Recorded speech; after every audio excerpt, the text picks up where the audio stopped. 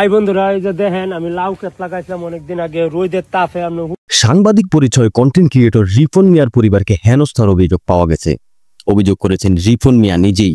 সামাজিক মাধ্যম ফেসবুকে রিপন মিয়া লিখেছেন, আমি রিপন মিয়া, আপনাদের ভালোবাসা এবং সাপোর্টে আমি 2016 সাল থেকে দীর্ঘ 9 বছরে এই স্থানে আসতে পেরেছি। এ সময় আমার দ্বারা কারো কোনো ক্ষতি করার রেকর্ড নেই, এমনকি কোনো কন্টেন্ট ক্রিয়েটর আমাকে ডাকলে আমি সব সময় সাড়া দিয়েছি।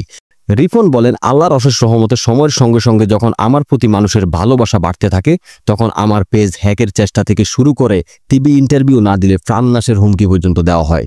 রিপন বলেন, আমি সবসময় বলে এসেছি আমার শিক্ষা নেই, পড়াশোনা করতে পারিনি। স্বাভাবিকভাবে আমার পরিবারের কোনো সদস্যই শিক্ষিত নন এবং কখনোই তারা মিডিয়ার মুখোমুখি হননি। আমি কোনো সময় আমার পরিবারকে ফেসবুকে দেখিয়ে টাকা আয় করতে চাইনি। রিপন মিয়া টিভি চ্যানেলের নাম উল্লেখ না করে এই বিষয়ে বলেন, টিভি চ্যানেলের নাম চাইলে আমি প্রকাশ করতে পারতাম, তবে আমি কাউকে ছোট করার উদ্দেশ্যে কখনোই কিছু করি নাই। এই ঘৃণ্য কাজটি যারা করেছেন তাদের নিজেদের বিবেককে প্রশ্ন করুন। এইভাবে টাকা আয় করে নিজের পরিবার ও সন্তানদের খাওয়াতে যদি আপনাদের বিবেক না জাগে, তাহলে আমার কিছু বলার নেই।